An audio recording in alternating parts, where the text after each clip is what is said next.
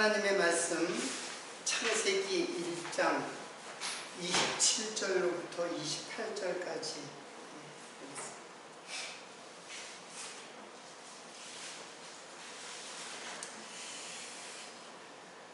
제가 봉독해 드리겠습니다. 하나님이 자기 형상 곧 하나님의 형상대로 사람을 창조하실 때 남자와 여자를 창조하시고 하나님이 그들에게 복을 주시며 그들에게 이르시되 생육하고 번성하여 땅에 충만하라. 땅을 정복하라. 바다의 고기와 공중의 새와 땅에 움직이는 모든 생물을 다스리라. 계속해서 성경을 좀 잘 이해할 수 있는 그런 내용들을 지금 살펴보고 있습니다. 오늘은 조금 근원적인 창세기의 아담 창조에 대한 말씀을 상고하려고 하는데, 창세기는 하여튼 모든 기독교의 모든 문제의 기원이 이제 문제를 만들고, 즉 과제를 만들고, 그리고 그것을 하나하나 풀어나가는 것이 이제 성경이다, 이렇게 생각하시면 될 것 같습니다.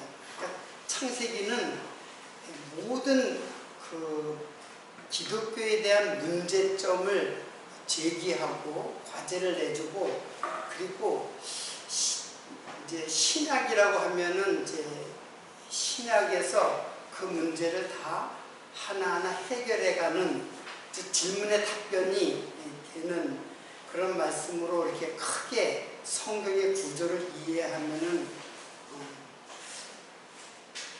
성경을 좀 잘 이해할 수 있을 거라고 생각이 듭니다.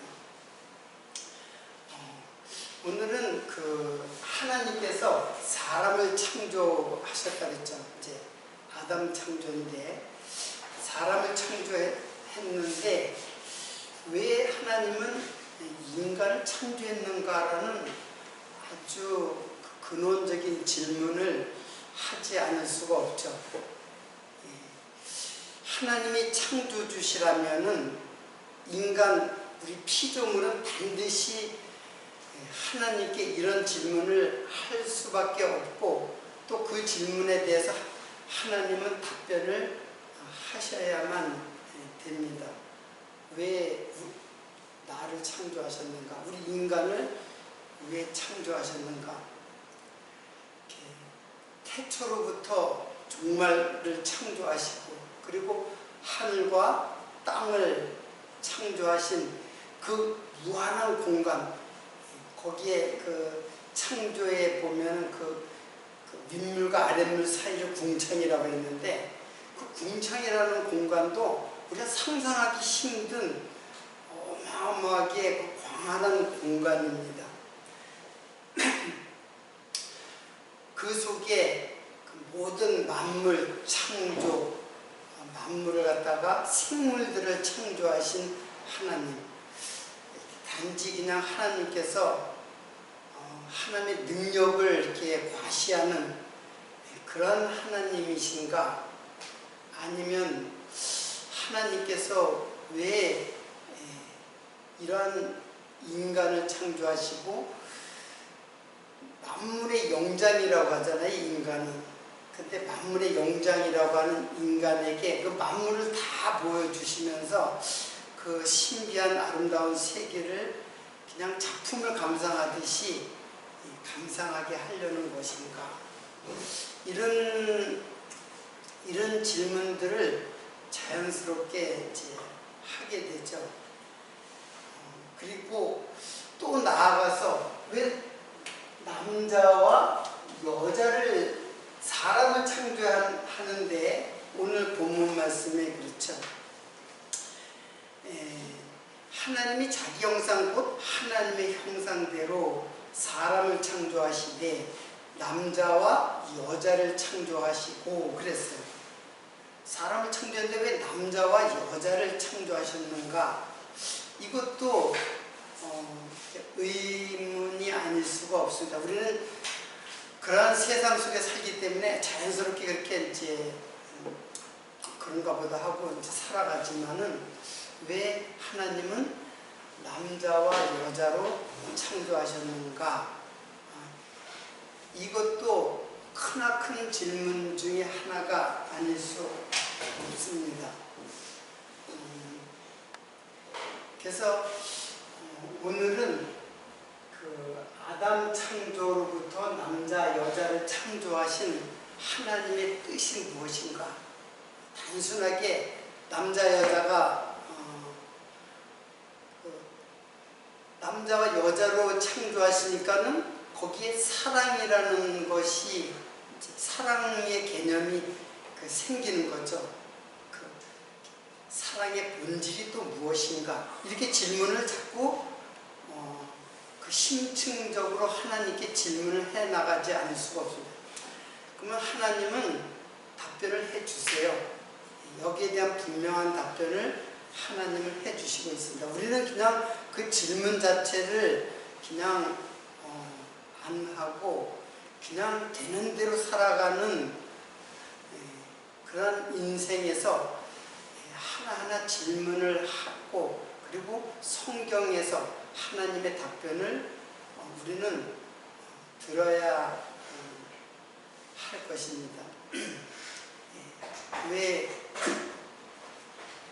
하나님은 남자와 여자로 창조하시고 사람을 창조했는데 남자와 여자를 창조하시고 그 사이에는 희노애락이 생기죠. 사랑만 생기는 건 아니죠. 사랑만 생기는 것이 아니라 질투도, 시기와 질투도 생기고 슬픔과 기쁨 이런 것들이 사람과 사람 사이에 이렇게 생긴단 말이에요. 심지어는 그래서 이 땅에 싸움과 살인이 일어나고 과연 이런 세상을 왜 하나님께서 이렇게 창조하신 것인가? 이게 하나님의 의도이신가? 하나님의 의도의 뜻이죠. 이런 것들을 오늘 하나하나 계시의 비밀을 밝혀나가려고 하는 것이 오늘의 말씀입니다. 자, 오늘 본문 말씀을 이렇게 보면 하나님이 자기 형상, 곧 하나님의 형상대로 사람을 창조하셨다고 그랬어요. 그래서 여기 이 형상이라는 말이 있어요. 하나님의 형상.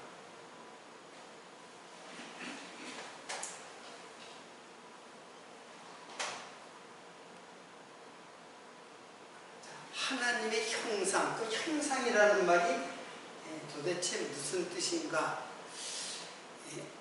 한자 용어이기 때문에 그냥 또 이렇게 뚜렷하게 일반 명사가 아니라 좀 추상 명사 같은 그런 의미를 갖고 있는데 형상을 히브리 말로 하면 제렘이에요.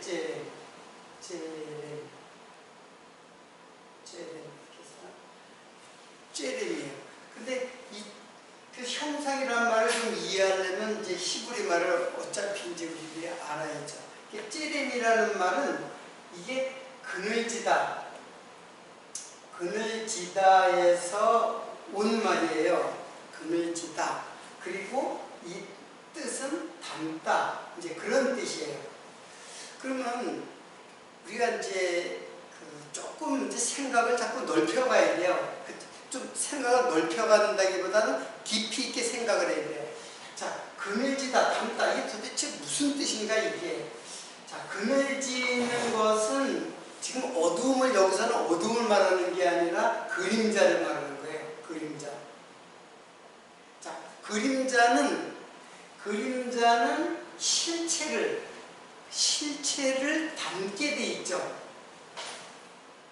무슨 뜻인지 알겠죠? 그래서 그림자는 성경에서 이 제렘이라는 형상이라는 말은 매우 중요한 그 단어에 속해요. 단어 중에 하나인데 그림자라는 거예요. 그래서 우리가 이제 그림자라는 말을 많이 신학적으로도 많이 사용하잖아요. 예수의 그림자다. 즉 이 말은 모형이다 그런 뜻이에요. 그런데 이 형상을 우상으로도 쓰여요. 우상으로도 쓰여요. 자, 이 말은 뭐냐면 하나님이 아니죠. 형상은 하나님이 아니고 하나님의 형상이라고 했어요. 그러니까 이것은 그림자라는 의미를 갖고 있는 하나님을 닮은 어떤 것이에요. 그래서 이것을 알기 위해서는 골로새서에, 이건 이제 구약이잖아요. 골로새서에 아담을 창조했는데 하나님의 형상으로 창조했다. 근데 골로새서에 보면은, 자, 골로새서의 그는, 여기서 아우토스 그는은 이제 어떤 특정 인물을 아주 강조하는 지칭, 인칭 대명사예요. 근데 이거는 예수를 지금 소개를 하고 있거든요. 그래서 그는은 예수님이에요. 그는, 예수는 보이지 않는 하나님의 형상이요. 그랬어요. 자, 그 예수는 보이지 않는 하나님. 그 하나님은 일단 자, 하나님은 보이지 않는 분이죠. 이거 우리가 알 수가 있잖아요. 왜? 하나님은 영이시니까는 외모가 없단 말이에요. 근데 보이지 않는 하나님을 형상이다라는 것은 예수 그리스도는 보이지 않는 하나님의 형상이다. 그러면 예수 그리스도는 보이는 모습으로 나타나신 분이에요. 이제 이걸 이제 해석하고 설명한다면, 자, 하나님은 보이지 않는 분인데 예수는 보이는 분으로 나타나신 분. 그래서 여기 형상이라는, 나타나신 분이라기보다는 이제 형상이죠. 형상. 그래서 형상은 일단은 닮았어요. 닮았는데 누굴 닮았나? 하나님을 닮은 거예요. 하나님을 닮았는데 어떻게 닮았느냐 하면은 그림자로 닮은 거예요. 자, 그림자를 보면 저게 그 실체가 무엇이라는 걸 알 수가 있죠.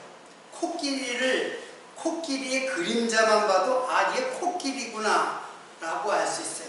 사람이 그림자가 생기면 사람이구나 라고 알 수가 있어요. 그러니까 그렇게 알 수 있는 분, 하나님을 알 수 있는 분으로, 그런 형상으로 오셨다는 거예요.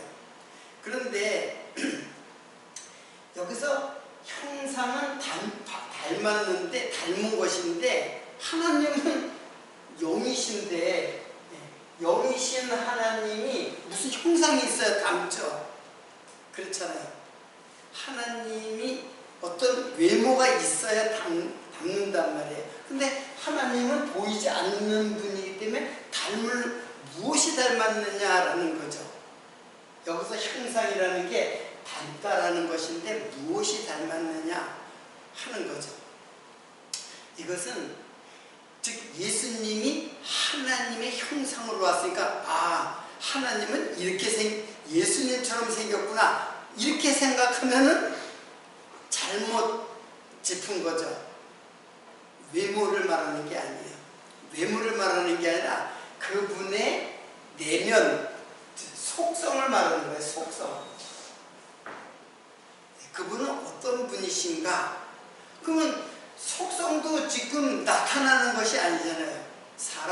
사랑이라고 하는 속성을 가지신 분인데 사랑이라는 속성을 나타낼 수가 없잖아요. 사랑이라는 그 추상명사를. 그래서 그것이 나타나는 게 뭐냐면 사역이에요. 사역. 그러니까는 하나님의 보이지 않는 하나님을 그 속성이 나타나는 것은 사역이에요. 그러니까 보이는 것으로 나타나는 것은 무엇이 닮았느냐? 이거는 하나님의 그 일을 닮은 거예요. 하나님 하시는 일. 그러니까 하나님의 속성에서 나타난 일이 있죠. 이 속성은 이제 품성이라고 보면은 사랑이 많은 사람은 남을 잘 도와주잖아요. 도와주는 일을 하잖아요. 그러니까는 예수님의 형상을 닮았다라는 것은 예수는 하나님의 일을 한다. 사역에 닮은 거예요. 하는 일이 같은 거예요. 하는 일이 같은 거예요. 외모, 그러니까 예수님의 얼굴을 보고 아 하나님이 저렇게 생겼구나 이렇게 보는 거는 그래서 여기에 우상이라는 뜻이 여기 있는 거예요. 그림자에서 끝나면 그림자에서 실체를 바라보지 못하면 그거는 우상이 되는 거예요. 그러니까 구약을 보고 하나님을 구약의 하나님으로만 보면은 그 우상에 빠지는 거예요. 자, 무슨 의미인지 이제 아시겠나요? 그러니까는 지금 이 하나님은 지금 예수님의 일을 통해서 그 하나님을 나타내고 보여주시는 겁니다. 자, 그것을 알 수 있는 것이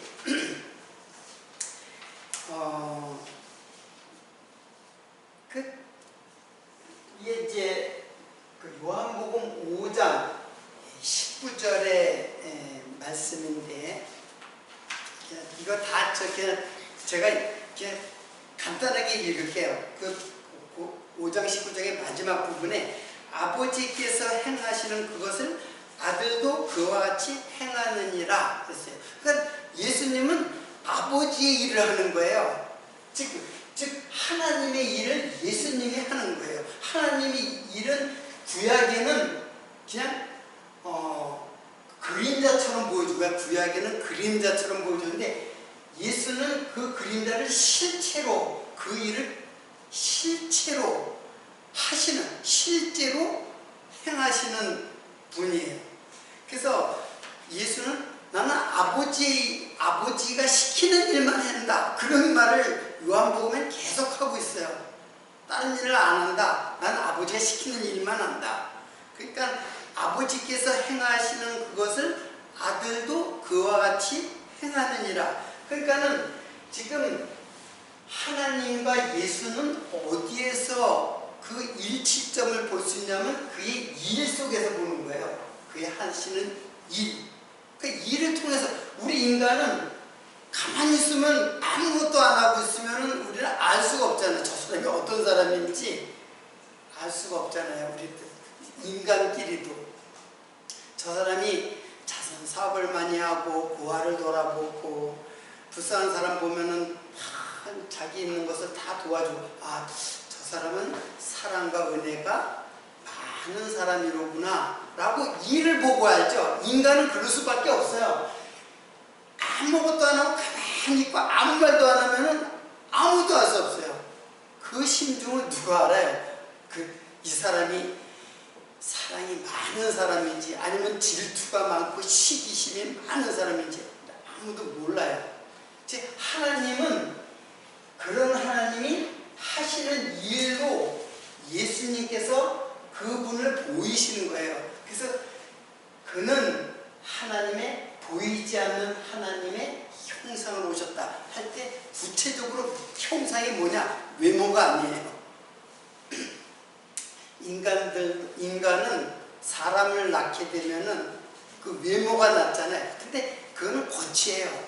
외모는 겉이고 실제로는 그 사람의 뭐예요? 품성을 담죠.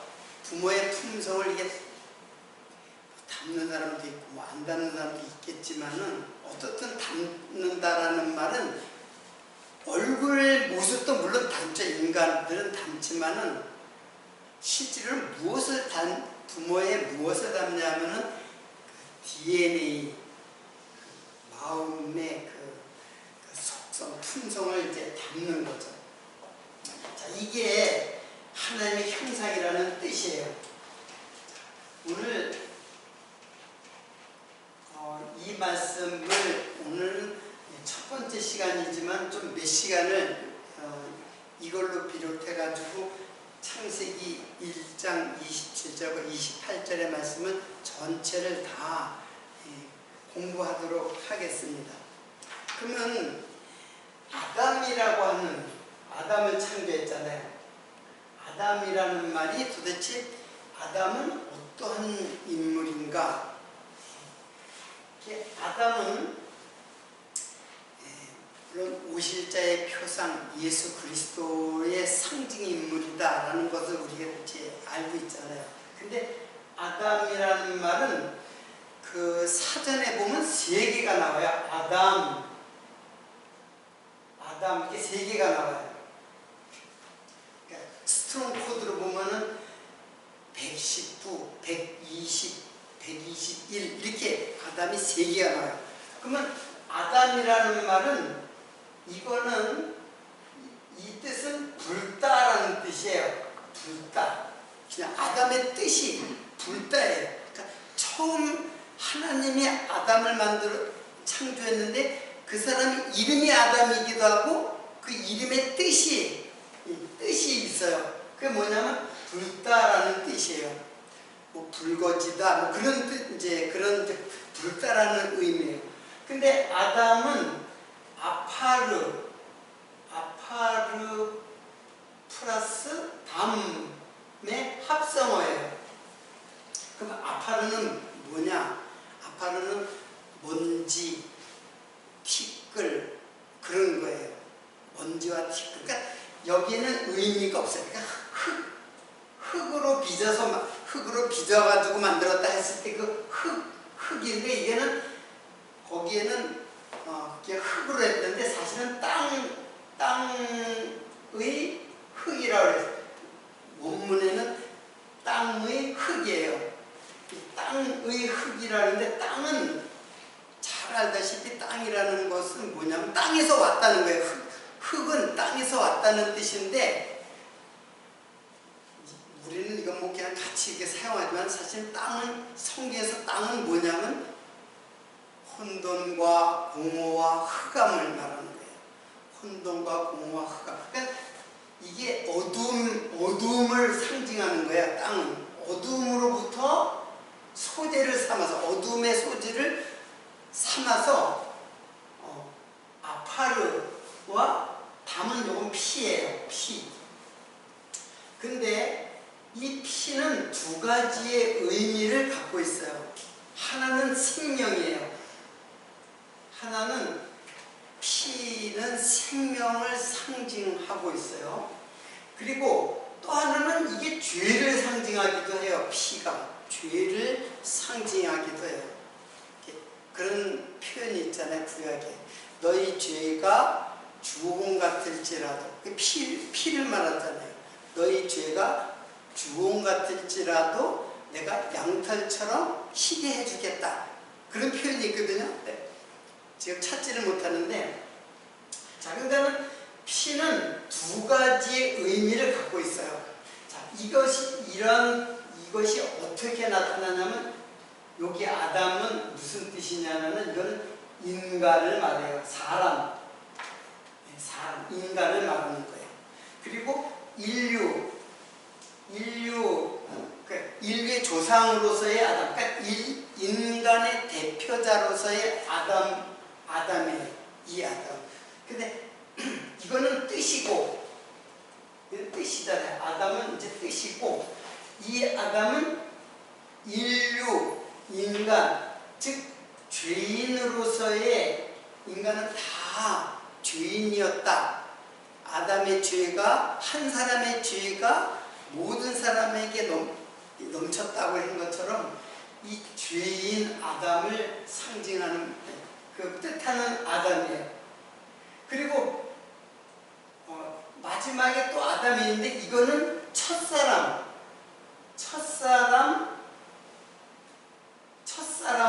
아담을 말하는 거예요. 자, 근데 첫사람 아담은 이 첫사람이라는 이 첫이 뭐냐면은 프로토스예요. 프로토스, 안트로포스. 이제 신약에서 이 말을 할 때는 프로토스,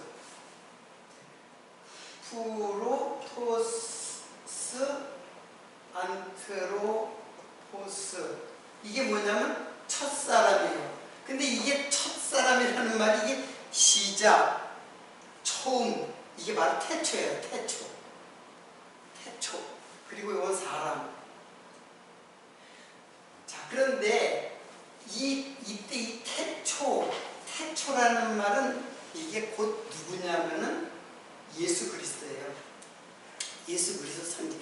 예수님께서 이 땅에 오실 것을, 사람으로 오실 것을 그 태초의 사람이다. 그러니까 이 아담은 태초의 사람, 즉 예수 그리스도, 오실 자의 표상으로서의 아담이에요. 자, 그러니까 이걸 알 수 있겠죠. 이게 바로 예수 그리스도를 상징하는 것이고, 요거는 인간을 상징하는 것이라고, 이 피가 두 개를 상징한다 그랬잖아요. 동시에. 마찬가지로 그 생명의 주로 오시는 그 오실 자의 표상으로서의 아담, 이 사람이 이제 예수 그리스도를 상징하는 아담이고, 이 아담은 죄인, 죄인 그 아담을 말하는 거예요. 자, 그러니까 여러분 이 아담을 그냥 아담, 이걸 그냥 하나로다가 아담을 알면은 안 돼요. 성경에 쓰일 때마다 아담이 어떻게 이제 쓰이는가에 따라서 그 아담의 그 의미를 이제 이해를 하고 성경을 읽어야죠. 그냥 뭉뚱그려서 그냥 성경을 읽으면은 이게 뜻이 막 혼동이 되면은 안 돼요. 아담은 죄인 아담, 죄를 짓는 아담도 나오고, 오실 자의 표상으로서의 아담. 두 개예요. 그것을 그런 뜻을 갖고 있다는 것을 말하는 거예요.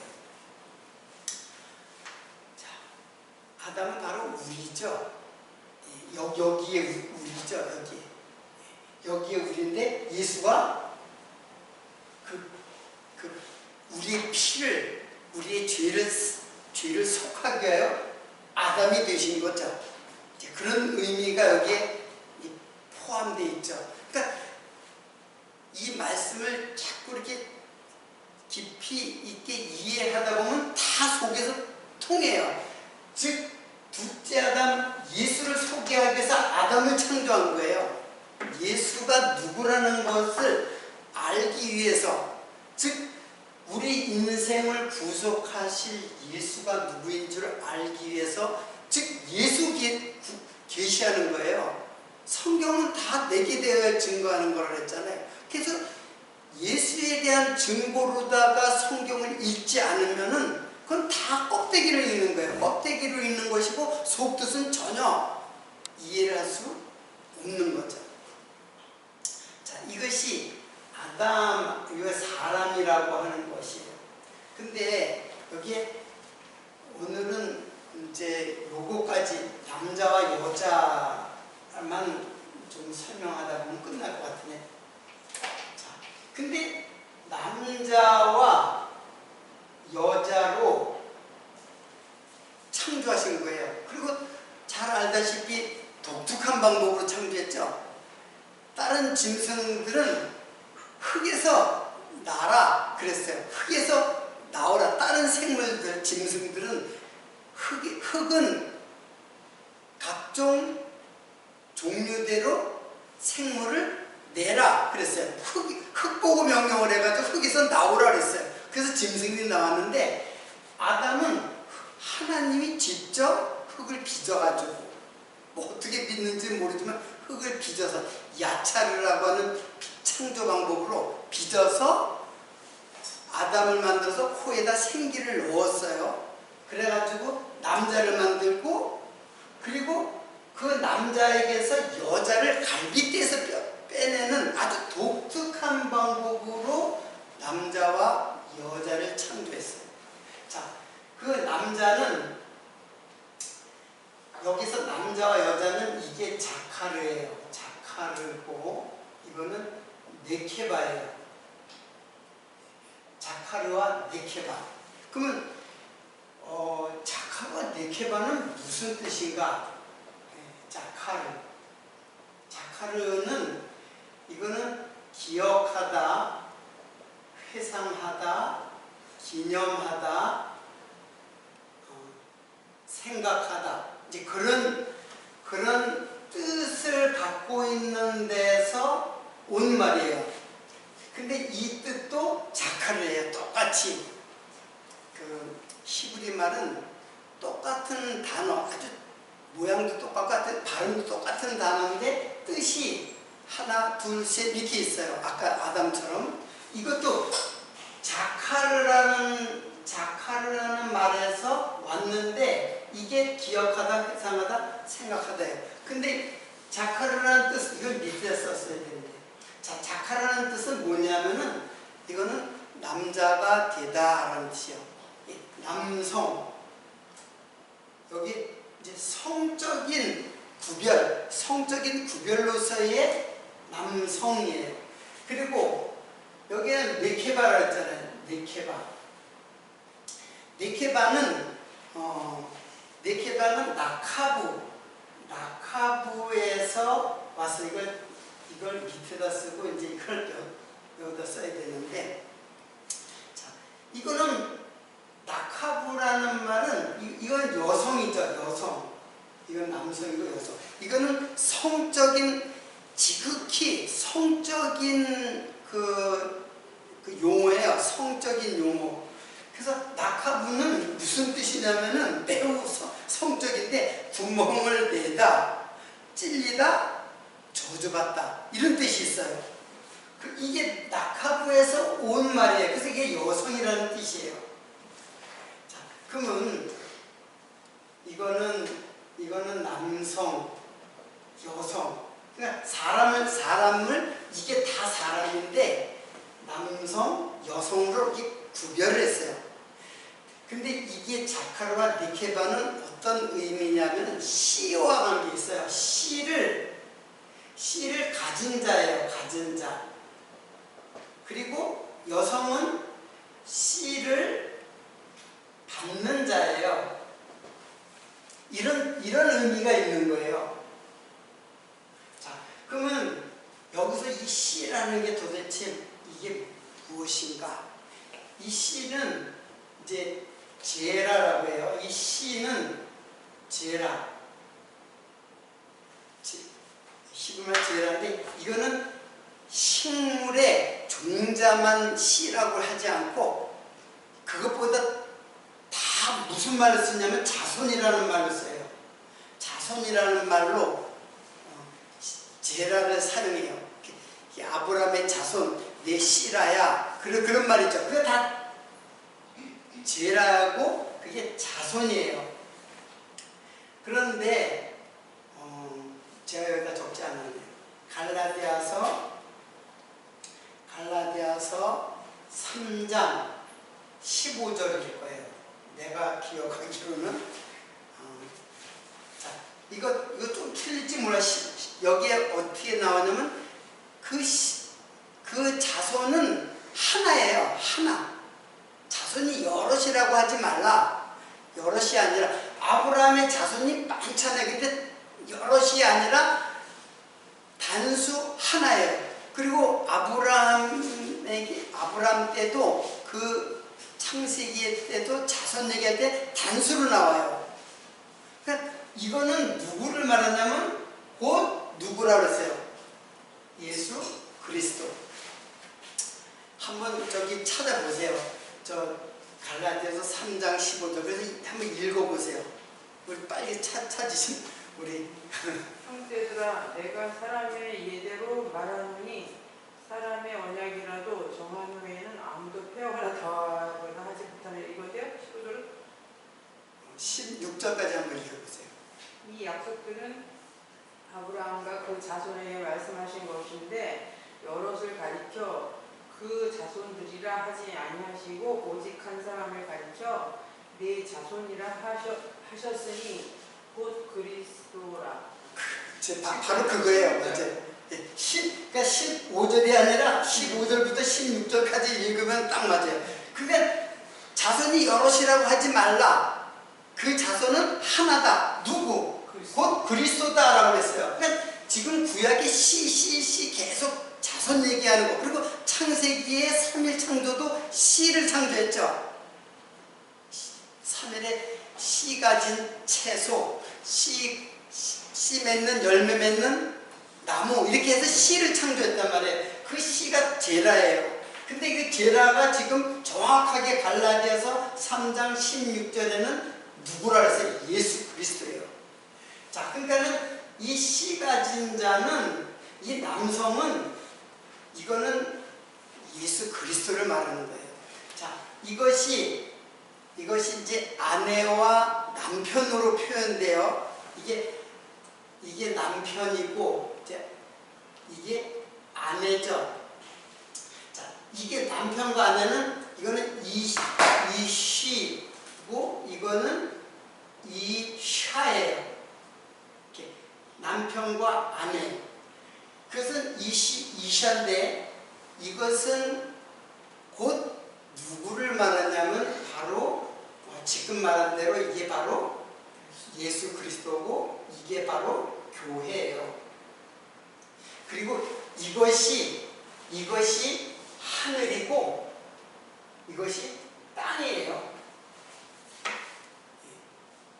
지금 여러분들이 남편은 하늘이다, 그런 말도 또 하잖아요. 또 세상에서 우리 남편은 하늘이야, 뭐 그런 말도 하잖아요. 이게 다 성경에서 은연하게 들려오는데, 근데 지금 남편을 말하는 게 아니에요. 이거는 지금 옆에 있는 남편을 말하는 게 아니에요. 나도 남편이지만 여자도 마찬가지예요. 여자도 아내를 말하는 게 아니에요.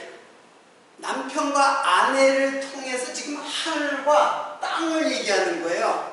그 천지를 창조하신 거예요. 무슨 말씀인지 이해가 되죠? 지금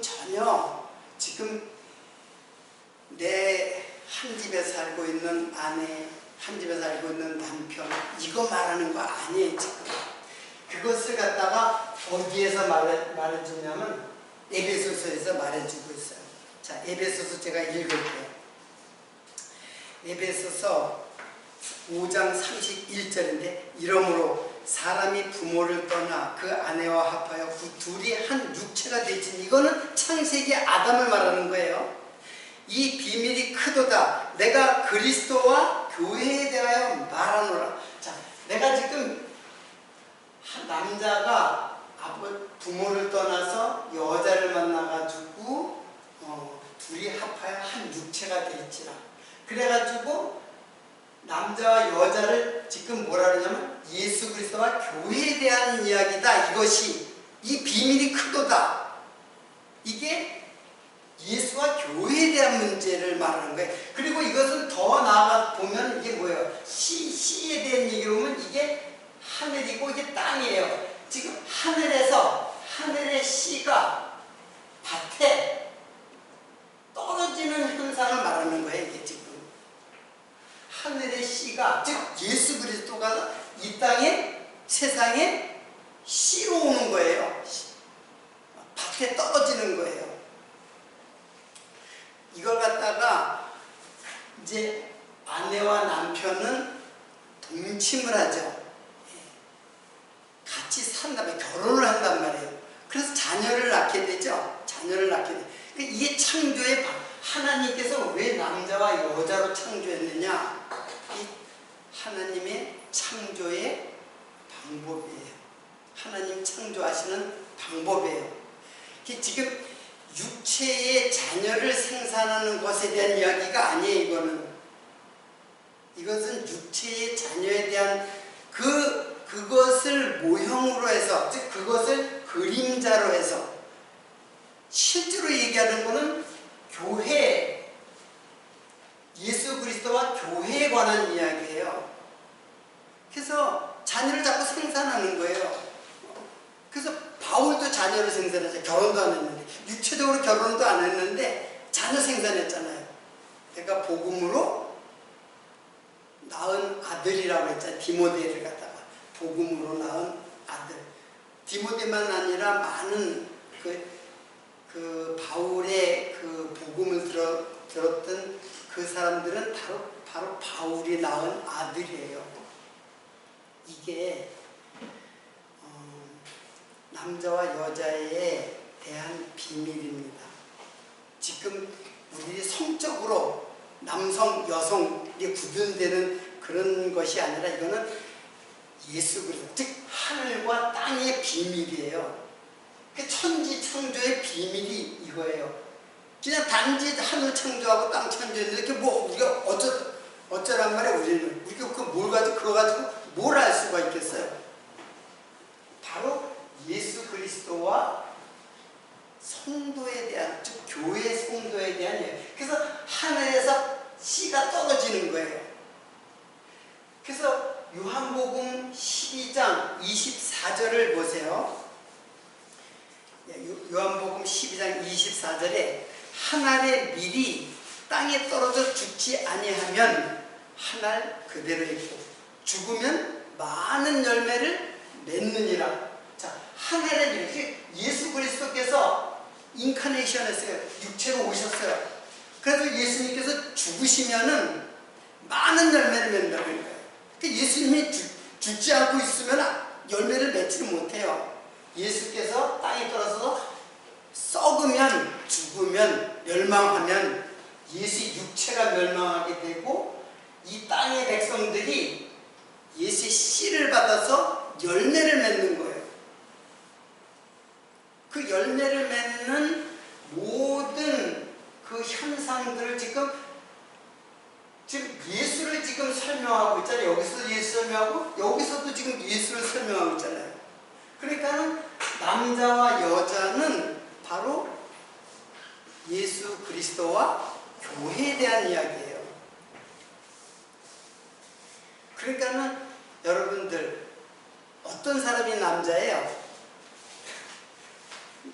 남자처럼 생긴 사람이 남자가 아니라 말씀을 가진 자가 남자가 되는 거예요. 그러니까 아내가 남편을 가리키면은 남편을 갖다 복음을 전하면은 아내가 남자가 되는 거예요. 심지어는 자식이 부모를 복음을 전할 수도 있어요. 심지어는 할아버지도 전할 수 있어요. 그러면 뭐가 되냐? 그게 남자예요. 그게 남편이고 남자예요. 그러니까 남자라는 것, 남편이라는 거는 육체적인 것을 지금 표현하는 것이 아니에요. 이게 지금 예수 그리스도를 지금 말한다고 지금 여기 에베소서에서 전하고 있잖아요.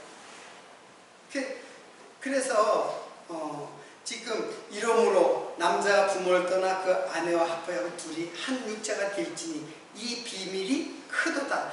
내가 그리스도와 교회에 대하여 말하노라. 그리스도와 교회에 대한 이야기지 지금 현장에서 살아가는 아내 남편을 갖다 말하는 게 아니에요. 여기 이 5장 31, 32, 33절까지 읽어보면은 33절에는 그러나 너희도 각각 자기 아내 사랑하기를 자기같이 하고 아내도 그 남편을 경외하라. 이 말은 꼭 지금 우리들의 그 성도의 윤리적인 삶을 얘기하는 것처럼 보이죠? 그게 아니에요. 자기 아내 사랑하기를. 여기 자기 아내, 여기 누구예요? 예수 그리스도가 교회를 사랑하는 것. 그거 지금 분명하게 그 전절에 말씀해 주고 있잖아요. 근데 여기서는 지금 자기 옆에 있는 아내를 갖다 그렇게 사랑하라는 거예요. 그거 어떻게 사랑해요? 나도 못하는데. 어떻게 사랑해요? 자기 몸처럼 사랑하라는 거예요. 지금 자기 몸처럼 사랑하는 예수 그리스도를 지금 소개하는 거예요. 그러니까는 그 말씀을 가진 자는 다 씨를 뭐예요? 가진 자가 되는 거고 그 씨를 받을 자가 자꾸 탄생되는 거예요. 지금 인류의 번성을 말하는 게 아니라 교회가 번성될 것을 지금 말씀하는 거예요. 그러니까는 여러분들 자식이 부모를 갖다가 복음을 전하면 그 자식이 남편이 되고 부모가 되는 거예요. 아내가 남편을 갖다 복음을 전할 수도 있잖아요. 우리 이 땅에서는. 그러면 아내가 남편이 되는 거예요. 무슨 뜻인지 이해가 되시나요? 다시 말하면 말씀을 가진 자가 남자가 되고 부모가 되는 거예요. 왜? 부모가 자식을 가르치고 남편이 아내를 가르치잖아요. 가르친다는 것은 단지 복음을 가르치는 게 아니에요. 사랑으로 복음을 가르치는 거예요. 사랑을 엄청나게 줘. 그러니까는 자기 아내를 그렇게 사랑하라는 거예요. 지금 내 앞에 있는 아내를 사랑하라는 게 아니라, 물론 사랑해야죠. 그 아내도 사랑하는데, 여기에 이 말씀은 지금 내 옆에 있는 아내를 말하는 것이 아니에요. 그걸 분명하게 지금 그리스도와 교회에 대한 이야기다라고 지금 바울은 못을 박는 거예요. 바울이 결혼도 안 했는데 아내를 사랑하기는 사랑할 줄도 모르고. 그래서 사람을 남자와 여자로 창조하신 이 창조의 비밀은 다른 거 아니에요. 다 여기도 역시 예수가 누구신가를 알게 예수에 대한 기록이라는 얘기예요. 이게 경에 기록한 대로 하는 것을 경이라는 게 그게 그라페라는 말인데, 그라페는 서류예요. 서류, 문서, 그런 뜻이에요. 그 뭐가 담겨 있는 문서냐? 증거의 문서예요. 증거의 문서. 누구? 하나님 증거. 누구로? 예수 그리스도를 알려줌으로 하나님을 증거하는 책. 그러니까 창세기부터 계시록까지 다 예수에 대한 기록이라는 얘기예요. 이 말씀이, 그래서 오늘 역시 창세기에는 모든 그 창조의 비밀이 그 속에 창세기로부터 시작돼요. 그 창세기는 많은 의문과 그 베일에 감춰져 있는 그런 말들이 많아요. 그걸 하나하나 풀어나가면은, 이게 왜 하나님이 이 광활한 우주 속에 티끌과 같고 먼지 같은, 바울은 그랬잖아요. 나는 만물의 찢기다, 먼지다라는 뜻이에요. 근데 왜 나를 갖다가 하나님께서 나를 생각하시고 사랑하시는가? 예수를 알게 해서 하나님이 어떠한 분이신 걸 예수의 사역을 통해서 지금 우리들에게 말씀해 주고 있습니다. 오늘의 말씀은 사실은 27절의 말씀이고 28절의 말씀, 생육하고 번성한다는 이 말씀은 다음 시간에 이어서 하도록 하고, 오늘은 여기서 마치도록 하겠습니다. 기도하겠습니다. 영원 무궁하시며 아담을 창조하신 여호와 아버지 하나님,